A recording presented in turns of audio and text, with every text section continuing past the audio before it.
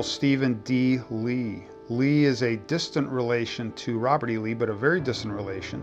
He was born in South Carolina in Charleston. His father was a doctor in Charleston, and he grew up there. And he went to West Point in 1850. He probably crossed paths with Dunbar Ransom. Ransom would have been a third-year man by then, but Ransom then resigned from the Army. Lee will graduate in 1854 near the top of his class, and he will take an appointment with the 4th United States Artillery. Lee will then serve mostly on Midwest artillery posts for the next several years until the beginning of the Civil War. Lee's boss is a guy named Colonel Jock Monroe. Monroe was Chief of Artillery for Zachary Taylor in the Mexican War. So I'm sure Taylor would regale these young lieutenants on his staff with stories of the Mexican War. Monroe was a very aggressive artillery officer in the Mexican War. He was at Buena Vista, Palo Alto, any place that Zachary Taylor was, Jock Monroe was. And so I think to some extent he imbued in Lee a very aggressive style of fighting artillery. Lee's from South Carolina. Obviously, South Carolina is the first state to leave the Union, and he will resign. He'll make his way from Fort Leavenworth back to Charleston, and he will become a member of General P.G.T. Beauregard's staff and be participating in the bombardment of Fort Sumter. He's not firing any guns, but I'm sure he had a lot to do with placing the guns because of his experience. He's more of an assistant adjutant general kind of a guy for Beauregard. And after Fort Sumter, Beauregard didn't want to let him go. He wanted to keep him on his staff, but Lee really wanted to see some action. And he sought out a colleague or a friend of his, a guy named Wade Hampton, who you probably have heard of, a very rich South Carolinian who forms the Hampton Legion. And the legions in those days consisted of an infantry element, a cavalry element, and an artillery element. Stephen Lee became the commander of the artillery element in the Hampton Legion. And there will ultimately be two batteries. The first is the Washington Artillery Battery that he will command. He is a no-nonsense drill master. He is a tough taskmaster in drilling these guys and getting them ready for battle. And then a second battery joins the Hampton Legion. It's Bachmann's German battery from Charleston, South Carolina, I'm sorry. So he's got two batteries, and he's back in Virginia for the Peninsula Campaign. Now he's immediately recognized as a skillful artilleryman, and he will take over as Chief of Artillery for John Bankhead Magruder's division in the Army under Joe Johnston. Now, if you know anything about artillery history in the United States, Magruder was an old artilleryman that fought in Mexico. In fact, he was in the 1st Artillery. Lee did real well for Magruder, and I'm going to read a quote that Magruder said about Lee, and this is high praise from one of the renowned old artillerymen of the pre-war regular army, and this is what Magruder says about Lee. He says that Lee has, I think, no superior in services as an artillery officer and has great modesty, enterprise, gallantry, and skill. That's high praise from Prince John Magruder, and so he has this reputation as being a very effective artillery officer in the Peninsula Campaign. There will be some reorganization of the artillery in the Army of Northern Virginia. William Pendleton will take over as the Chief of Artillery, and he will begin to expand the reserve artillery of the Army of Northern Virginia. So he will create a new battalion that by the Maryland campaign will consist of 6 batteries, 4 Virginia, 1 South Carolina, and 1 Louisiana, and that'll be Lee's battalion. Before the Battle of Antietam, Lee will fight at 2nd Manassas, and the positioning of his guns under Longstreet on the flank of Porter's Corps will shatter Porter's Corps. The artillery fire from Lee's battalion will be significantly important in crushing that attack by Porter's Corps at 2nd Manassas. So now we're going to cross into Maryland at the early part of September. He's part of the reserve artillery.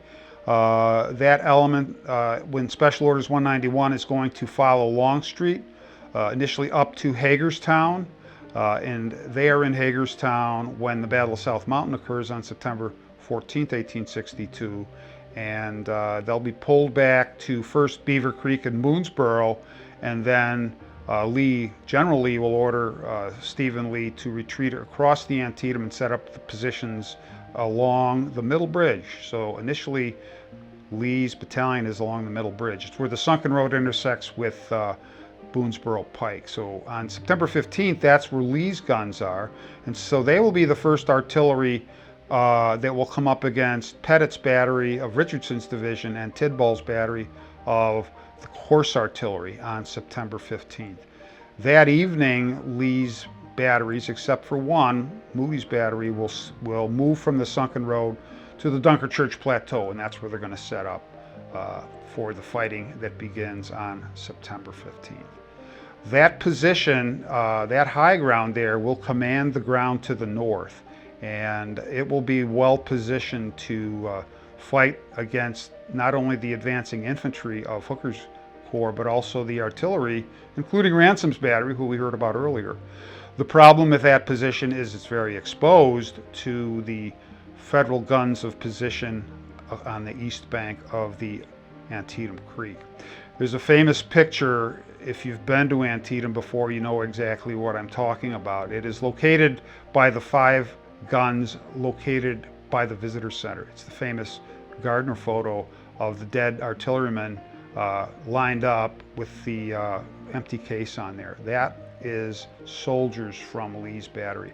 Now, we talked earlier about Lee's aggressive tendencies as an artillery commander, and what he was doing in the northern part of the field early in the morning is breaking off pieces of his batteries and sending them forward. Almost like tanks in World War II. These were mobile artillery columns that accompanied the infantry forward. The price you pay for that is that you're exposed to heavy musket fire, and these different sections that Lee pushed forward to help support the infantry would incur tremendous casualties. In fact, Lee's battalion will incur the largest percentage of casualties of any artillery battalion in the Army. 27% of his men are killed, wounded, and missing up there. The battalion will be pulled off the Dunkerchurch around 9 o'clock to reconstitute in Sharpsburg or east of the Sharpsburg city itself, in a little park that was there. And then about 3 o'clock, Lee is asked to reconstitute the battalion, and he's able to get 12 guns back together and rush them to Cemetery Hill, where the National Cemetery is, and they will participate in the last actions of the day in trying to slow the Federal advance of the 5th Corps. Lee's battalion will be heavily engaged here and suffer very high casualties. I want to read a quote that Lee made to his successor, because in November of 1862, Lee will get a star, a brigadier general, and he'll move out west to Vicksburg. And his successor is an artilleryman you may know from Gettysburg. His name is Porter Alexander. And when he turns over command of his battalion to Alexander, he says, "Old fellow, pray that you may never have to fight another Sharpsburg. Sharpsburg was just artillery hell." And there's a pretty well-known book called Artillery Hell that is basically written, that echoes Lee's words here. So Lee now goes out west, and he will demonstrate an ability. Not only he's proven himself as an artilleryman, but he will command an infantry brigade out west. He'll command Pemberton's artillery in Vicksburg. He'll be a department commander paired up with, of all people, Nathan Bedford Forrest, a guy that was real hard to live with, but surprisingly, during the latter phases of the war in 1864, he and Forrest got along and cooperated pretty well, which is a hallmark. Tip your hat to Lee for being able to cooperate with a guy like this. His last major responsibility is he's going to be elevated to lieutenant general. He's the youngest lieutenant general in the Confederate Army, I believe, commanded the 2nd Corps, Hood's Army, in the Atlanta campaign. As they fall back in front of Sherman's army, he will participate in all of the fighting around Atlanta. He'll then accompany John Bell Hood to Franklin and then Nashville, where, as we all know, the army is destroyed. He will then appear with Joe Johnston in the final days of the war in North Carolina, where he will surrender with Joe Johnston. After the war, he will marry, he'll get married during the war, and his wife has extensive lands, her father does actually, in Mississippi, so he'll move down there. He'll be a farmer for a while, but that really doesn't suit his tastes. He will sell insurance for a while, like some of these Confederate guys did. But then he'll be elected to the Mississippi Senate in 1880, and he will be largely responsible for the bill that establishes the Mississippi Agriculture and Mechanical College, A&M, Mississippi A&M. And for the next 20 years, he will be the president of Mississippi A&M, and he will grow that college into a very important educational institution in the South. He'll be active in Confederate veteran circles, the Confederate organization that honored veterans. He's busy with that. And he'll also be one of the early superintendents of the Vicksburg National Park, making large contributions to his state and to the national park system. He'll die at the age of 75 in 1908, and he's buried in Mississippi. I think he's another one of the officers that we know a little bit more about, but because all artillerymen tend to be less well known than their infantry counterparts, I felt that it was important in my own writing and research when we wrote Commanders of Antietam to pay homage to these officers and the important role they played.